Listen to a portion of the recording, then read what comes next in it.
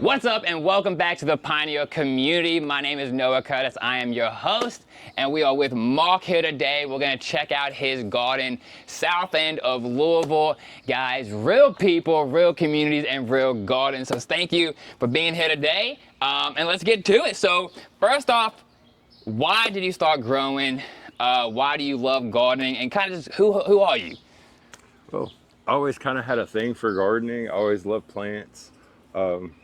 Had some health issues, and to help me recover from those, I had to change my diet and stuff and learn some new things. And I started discovering new foods that I liked and started growing some of those and just kept on expanding and expanding. And then just kind of became an obsession. Yeah, I feel it. So with the health problems, like, do you see now that you're kind of growing a little bit, kind of reconnecting to nature, has it helped at all? Or? Oh, it helped immediately. Like just getting outside, getting in the sunlight, getting my hands dirty, just doing stuff, getting up and doing something that I loved and I felt good about.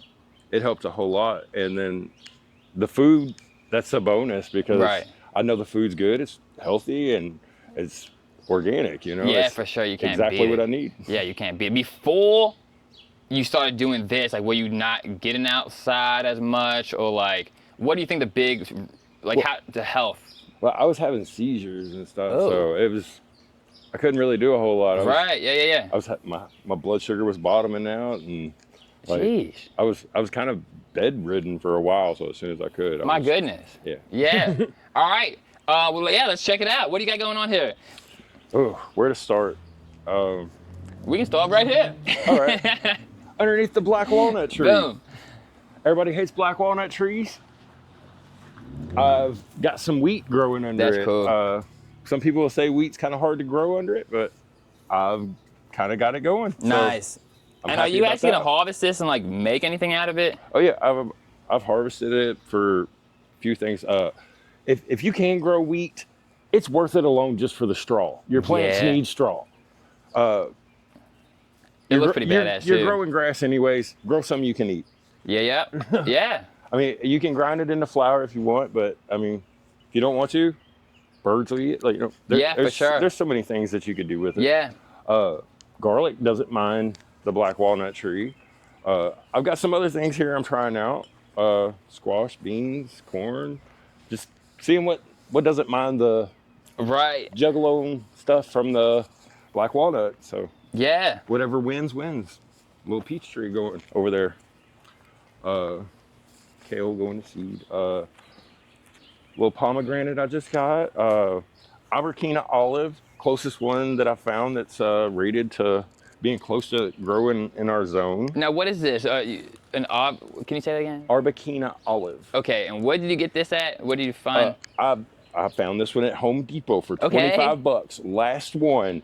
And I immediately saw it, said, I got to have this because I knew this immediately when I saw Albertina. I knew that one was rated for, it might be a little marginal, it might be like 7B or something like that. Okay. But I'm going to baby it for at least a couple of years. And you're going to take it inside? You think that why it's in a pot? Yeah, probably. Okay. And then after it gets too big to go in the house, might roll the dice on it. Yeah. See if we can get some Kentucky olives. Hey, that'd be awesome. That'd be awesome. All right, walking across. Well, actually, let's talk about this real quick because we were talking about this before we shot the camera on. This is one of my favorite things that I just got. It's called Skirret. It's a carrot relative. It produces a cluster of roots that are supposed to be sweeter than carrots. I got tired of growing carrots. They're picky about the dirt. These are less picky about the dirt. Okay. They'll grow in very compacted dirt. Okay. And you get a cluster of roots, so it's like harvesting a bag of carrots per plant instead of one. They're just not quite as pretty as carrots, but they're supposed to taste better. So I got tired of growing carrots. And before we even go any further, guys, this is a pretty small, like relatively small space that he's growing on. And growing a lot of food, number one, I want to point out. Number two, for everybody watching, because there's so many people out there that I think you have jobs, you have kids, like you don't have tons of time, and if you hire somebody to come out and keep it immaculate, it can get expensive, like I know, because that's what I do. So you don't have to do that to get a lot of food. Like this is, it's, you know, you can have a little bit of weeds here and there. You know, it's not gonna just destroy your garden. So guys, when you're seeing weeds or you're seeing like, oh, I don't have much space, but you wanna grow some food, that's okay. You shouldn't like not do it because of where you live or how much space or time. Like, you don't have to have all this to grow a lot of good quality food. And then just the growing the food and harvesting, it just makes you feel good, like your soul, like it's a good feeling. So I just want to point that out before we keep on going, because this isn't, how big a space do you think this is? Oh, I honestly don't even know. But yeah, I don't know my acres like that. It's not very big at all. Right, like, it's not that big. It's a small property, but if I tell people how many things I have squeezed in here, they're like, oh, you have a farm. Right. No. Yeah, this is in the city of Louisville, Kentucky. I just have determination, and I know what likes what and what we can grow here. And we can grow a surprisingly large, vast array of things here. Like, way more than in the store. When I was a child, they told me, you can't grow apples here. You can't grow grapes here. I'm doing it. Yeah, you can grow a lot of stuff. You can grow a lot of stuff. We actually have a great climate. Yeah, we do. And if you want to push it, you can, you know, blueberries. Yeah.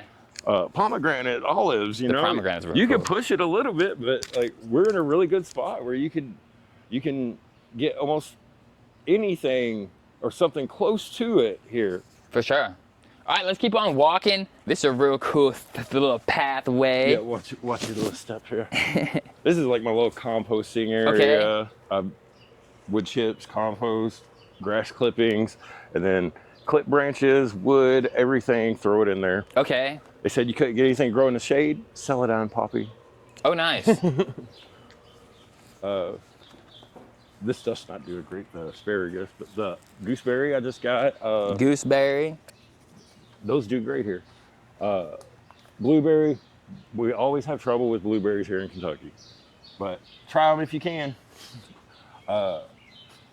The Albanian, I believe, blackberries. These things are massive.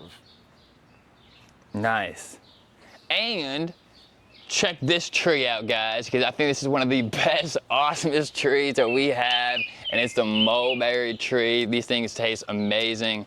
I love them. They're kind of like a weedy tree, I guess you would say. Like, for sure. Yeah, they pop up everywhere, at least in Kentucky. But man, they taste good. They taste really good. For sure.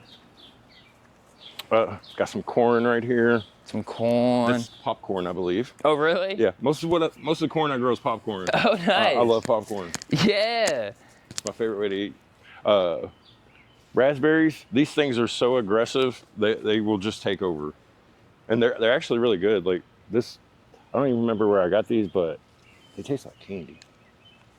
They're so good. You grab one off. Oh, yeah, I'm gonna have to. I think my neighbors are probably getting some raspberries here soon. That's a delicious. I know. Yeah. I mean, you can pick the ripeness you want on That's it. That's really crazy good. They're amazing. Wow. Does any of your neighbors like in this community grow at all?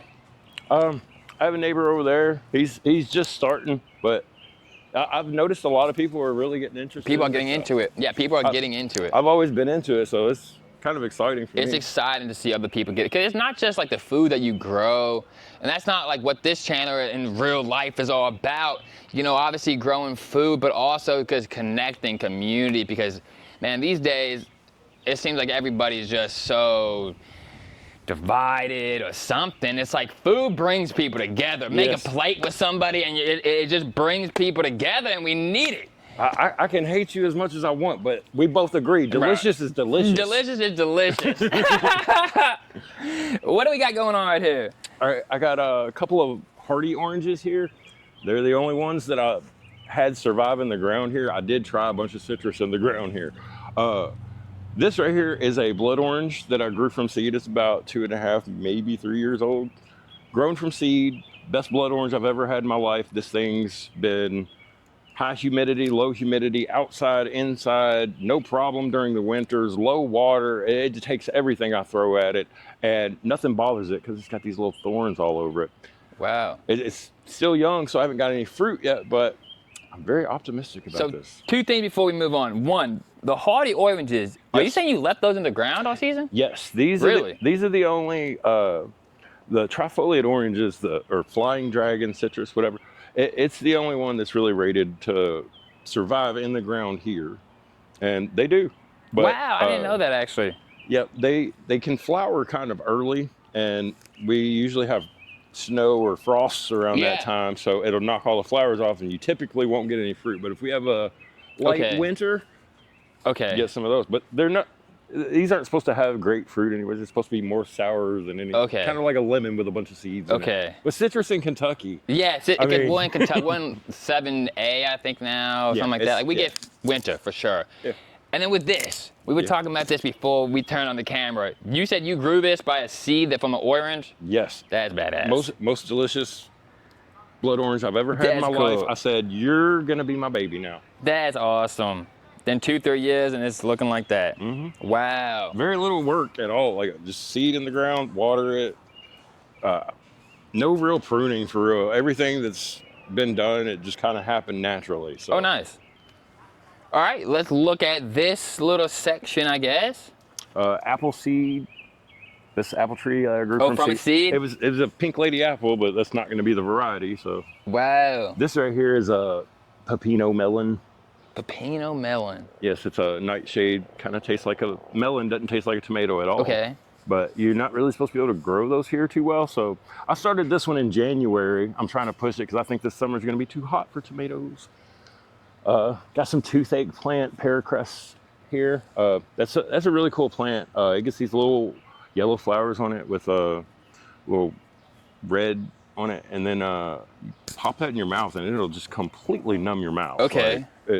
They're amazing. Toothache, and this is like your more like herbal tea garden. Is that what you said? Yes, I use all of these plants for teas. And things like that. Is that why a lot of like the stuff that you grow, are you trying to use it for like medicinal or just like health benefits kind of a thing? Everything that I can, yeah. And then nice. There's a few things that I just like, especially a lot of wild plants. You got to leave something for the pollinators. You got to leave room for nature. Yeah. You can't own nature. So yeah. We've tried it. Usually don't work out well, does it? It never does. I learned a lesson over there with my strawberries. I built this enclosure for my strawberries before I had any strawberries. I was like, this will keep the birds off of them. The strawberry plants got ate up by bugs because the birds couldn't get to them to eat the bugs. So nature showed me, hey, you're going to do it my way or no way at all. It's pretty humbling, ain't it? Yeah. Nature can humble you quick. If those birds want those strawberries, you give them to them. And I took the cage off. I've been getting handfuls of strawberries ever since. So. Scarlet bee balm, lemon balm, elecampane. Now, what's this? Because I think a lot of people haven't really heard of that. Yeah, it's really good for respiratory issues. And stuff. It's also known as elfwort, like elf herb. Like there's a lot of things that people do with it. I'm mainly wanting to try out. Supposedly, the root's supposed to be good for. Like you can make like a Robitussin type cough medicine with it. So yeah, a lot of people get into that too, like the medicinal. Kentucky has like this Ohio Valley allergy season. You know, if you've never been to Kentucky or at least Louisville, if you have allergies, I mean, it's your ears, your sinuses. That's why I'm always coughing on camera. It's crazy down here. Yeah, and I think a lot of people are definitely getting into this medicinal stuff because nobody trusts the pharmaceuticals anymore. Quite frankly, nobody trusts these motherfuckers that are just shoving pills down our throats. I'm not saying pills are all bad. You know, some people definitely need them. I'm not a doctor. You know, don't just stop your medication. But definitely, there's more of a holistically, like natural, just the gut. Just be healthy, and you probably won't have those problems in the first place. That's kind of what I was looking for, like something to kind of like, because when I had my health issues, I had to kind of supplement myself to where my body would digest things better because I only have like 15% of a pancreas now. Oh shit. So yeah, my body has to do something to help digest those fats, and like plants like wormwood and mugwort and things like that, they help with bowel flow. So your body can digest that stuff and like I don't have any issues with it. Right. As long as I just eat a little bit of this plant when I'm not feeling good or I feel like I need to get a little bit more out of this meal or something, you know, and been fine.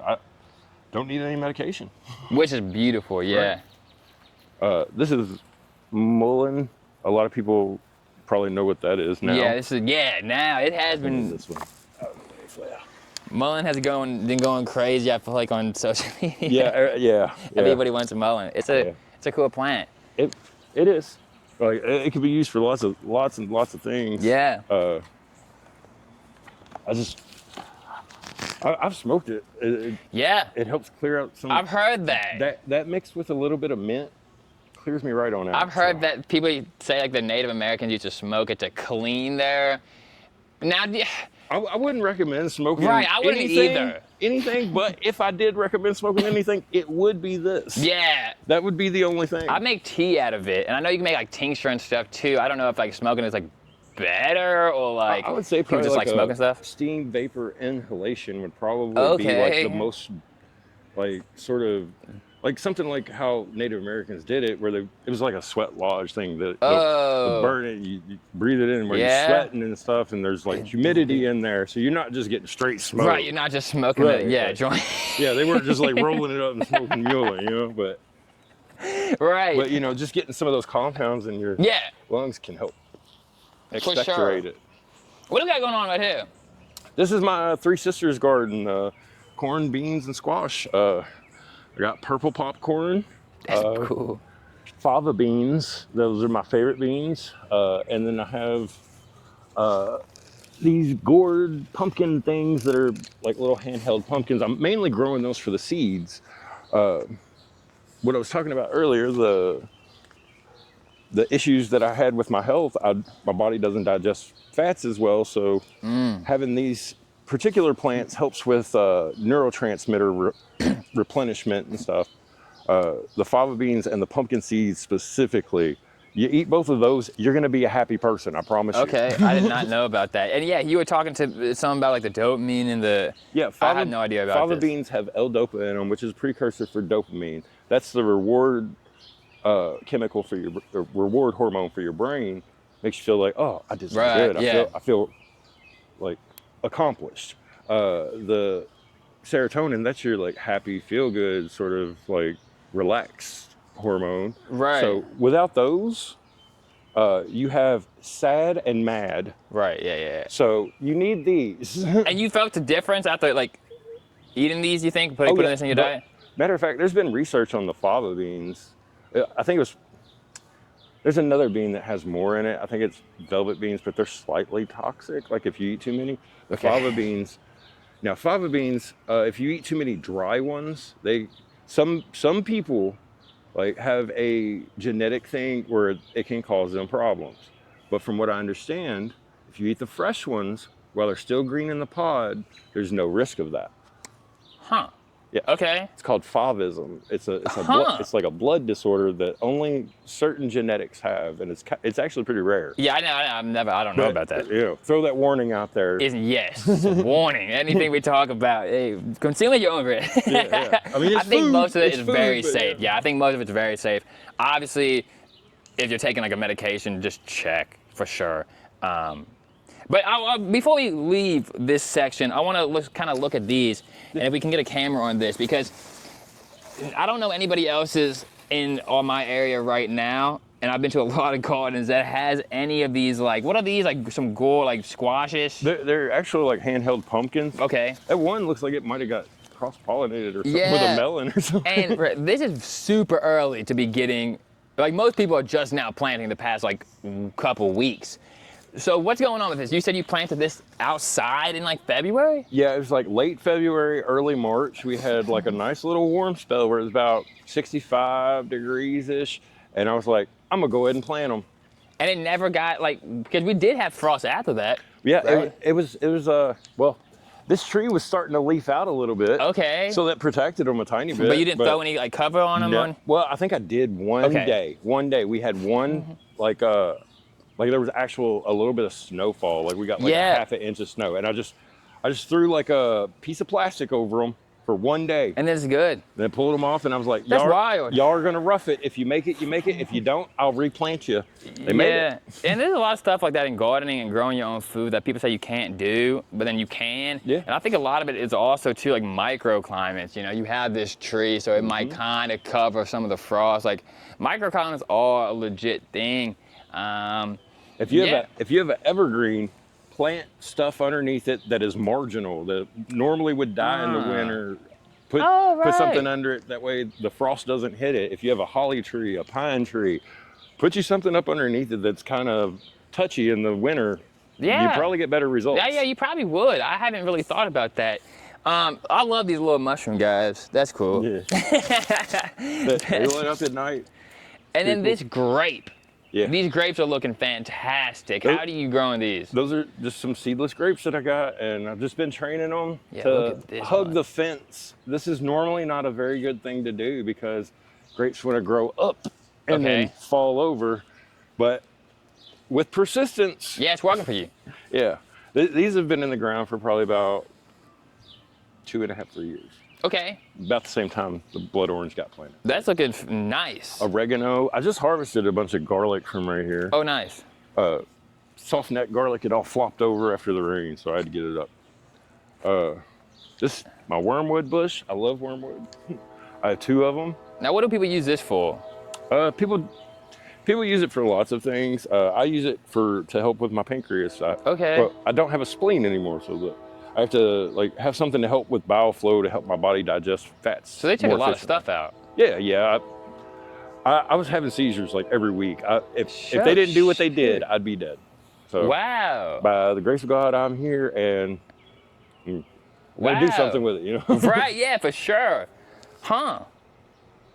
That's wild. Every week. Mm-hmm. And now you're good? They were like grandma seizures. Some of them were extremely bad. Like I remember having to save his life and everything. I was like my teeth are all messed up from it. And Really? choking on my blood. And, Oh, goodness gracious. I remember one time I was up walking around down here at St. Mary's Hospital, and the lady checked my blood sugar, and she checks it. She goes, "That can't be right." She throws it down and does it again. She goes, "I need you to go lay down right now. Your blood sugar's 14. You should be dead." Oh, shit. 14. Is it, I don't know that She's much. like, "I don't know how you're up walking around. That's a dead person's blood sugar. Go lay down. Whoa. We're gonna give you some IV blood sugar immediately." Whoa. Whoa. So I was pretty bad. Like they had me like Dexcom, and I was like eating handfuls of sugar in the middle of the night to keep this thing from beeping and stuff. Like it's pretty bad. Wow. And basically I mean, obviously the surgery, but then also like just a lifestyle kind of just fixed it all. Wow. Absolutely. Wow. That's awesome. Eating better and taking better care of myself. That can fix a lot of stuff, can't it? I think the sunlight, the exercise, all of that. Like It all ties together, guys. It all ties. Growing food is just one piece of it. Like it's just a piece of the bigger puzzle of health, is community, getting outside. Like it's nature. We're supposed to be like you're supposed to do some of this stuff, or your body's not gonna work as well as it could be. You're not gonna be as happy. You know, and it's not as much. I think people think about it as like, oh, you gotta do all this stuff. It's like, man, not like outside 15 minutes a day or something. Like, you know, you can do minimal stuff and get like a lot of benefit, especially if you're starting from, you don't no exercise, no garden, no fresh food. You can just tweak like a little bit, and the results, I mean, you'll feel better. I mean, all of the tools that we have today, there's really no excuse. Like you could get you an AI thing to identify plants. Go identify all the weeds in your yard. Figure out what does what, and then figure out how to grow something that you like to eat. Yep. If you like to eat it, try to grow that. Don't take no for an answer. Yeah. If it'll grow here, you can. You can grow it here. Talk to community, somebody knows, and dude, people that are into this stuff, they want to help somebody else. Because like once the light bulb goes out, because I used to eat like shit. Dude, in college, I remember I lived next to this Walmart, dude, and I would go every night, and they had these like bags of cookies, a 3-pack of cookies, and every night it would be like midnight. I would drive down. This was before COVID, right? So it was 24/7. We're still at Walmart's, and I would get one. I would eat one in that parking lot. I would go home. I would eat one. I would go to bed, and every time I would wake up, I would eat the last one, and like I wasn't really like big per se, so like I thought I was healthy, but no, I wasn't. I was always tired. I had inflammation. My back was hurting. Man, just changing my lifestyle, like changed my whole life, and it's like, yeah, it's crazy. So we got potatoes right here. Yes, yes. Potatoes. This is the best way to grow potatoes that I have found. I've tried in raised bed tubs. I've tried like almost everything. This right here works phenomenally, even better than a raised bed because it's mounded clay.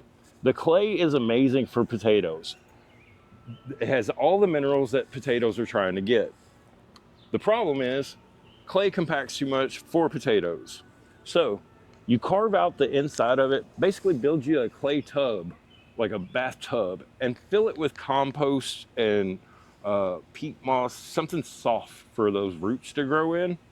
And then as you water it, this clay will mix into it a little bit on top, probably keep stuff from digging there and stuff. And then you'll have all those minerals in your potatoes. Your potatoes will taste way better than anything you get from the grocery store. And if you want to eat, you want potatoes. You can grow all the green vegetables you want, but you're going to be hungry. You need calories. Potatoes are where you get your calories. I've honestly never seen anybody do this with potatoes. I've never seen anybody do like the clay, but I mean they look like they're growing and really good. This is like I kind of extrapolated some stuff to try to figure out how to do this. This is kind of a method that was used by a tribe of Indians called, or Native Americans called, the Ky, between here in Kentucky and Tennessee. They built mounds and would plant stuff inside of the mound. And I was like, that seems kind of interesting because, you know, people say hill potatoes. Right, yeah. I'm like, well, I found out that if you just take your potato and plant it deeper, like this right here, the soil that I put inside there goes 12 inches down. Okay. You want to plant your potato about 12 inches down, and then those shoots are going to come up because potatoes are not actually roots. They're stolons. They grow on the underground stem. Now, when you're hilling, you can break those off by putting too much weight on them. This way, those stems are growing straight up, and the dirt inside is soft, so the potatoes. So you're saying you never, because usually if you've never grown potatoes before, a lot of times people will put the potatoes down in a little mound, and then they will keep on mounding it up as it. You're saying you don't mound it up? No. Okay. So I just put my potato 12 inches in the ground and put 12 inches of dirt on them. It takes them probably about 2.5, maybe 3 more weeks before they break ground sometimes, depending on our weather. Like these right here, I got in the ground around the same time I planted the Three Sisters garden, late February, early March. Okay. They didn't break ground till first, second week of March. Okay. So we're a little bit into March before these even got up. Had very little frost to protect them from. Right. And they're already underground, grown a foot before they even got above ground. So this right here is just all it trying to feed those massive roots it's gonna have. And then we have a couple trees right here. What do we got going on right here? Oh, so I got a pink lady apple tree here that I put here. I put a wild grape on the side of my shed here. And then I planted a baby plum that I grew from seed, a peach tree that I grew from seed, plum tree, peach. Wow. And I'm trying to get the grapes to kind of trellis onto the trees. These trees are basically just support for this, and they give me extra fruit. Cool. If they don't, they're doing a job anyways. Okay. Yeah, see, that's another thing, because sometimes people get stressed out. Like so many people that are new into growing their own food, man, you shouldn't be stressed. This should be fun. Like if something doesn't give you fruit, just plant something else, try it again. Like it's not especially if you can get into with a community. If your stuff doesn't produce, maybe your neighbor had something, and maybe you grew something that they didn't grow. We can all start kind of sharing, trading, just finding other people in the community. Communities are so important. Really, the community's so important. We got some strawberries over there as well. Yeah. Because there's a lot of stuff going on here. Yeah. I just love this right here, being able to look, and this one spot right here, I've got grapes, apples, strawberries, wheat, and there's a plum tree over there, and some garlic right here too. This is so much stuff right here in just this one little spot right here. And I got a log over there that I'm trying to get to decompose to help with the mycelial network over Yeah. here. And Yeah. Well, guys, that was a garden, basically. What would you tell someone that's new into growing, and also that has maybe they're going through health problems too, because you obviously survived this crazy thing. What would you tell somebody? fruits and roots are your best friends. You need minerals, and those roots are gonna have those minerals. Fruits are gonna have all of your vitamins and antioxidants you need. Everybody needs to eat green vegetables, but you don't like those. So you got to work around that. But if you like it, plant it, grow it, and if you don't get anything, just keep trying until you do. Boom, that's it. Keep trying till you do. Guys, thank you for being here. Thank you for being here, Mark. Until next video, guys, I love you. Peace out.